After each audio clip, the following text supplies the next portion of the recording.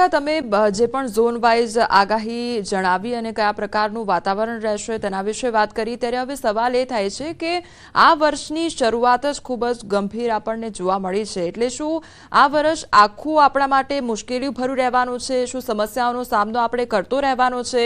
શું એવી મોટી ઉથલપાથલ જોવા મળી શકે છે આખા વર્ષ દરમિયાન?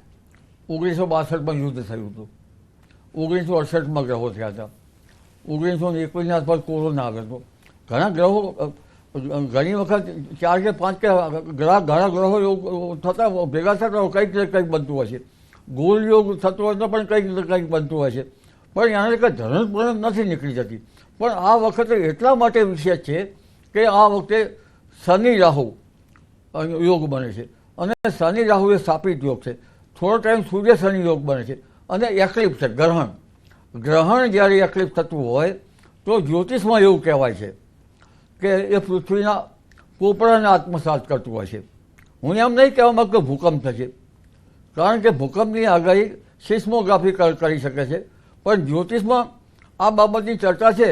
એટલે ચુંબકીય ક્ષેત્ર જે છે એ એક્લિપ્સના કારણે થતું હોય છે.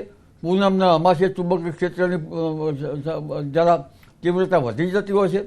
આપણે જોવા જઈએ તો આ વૈશ્વિક બાબતોમાં અમેરિકા માટે આ બાબતમાં સાન ફ્રાન્સિસ્કો, ફ્લોરિડા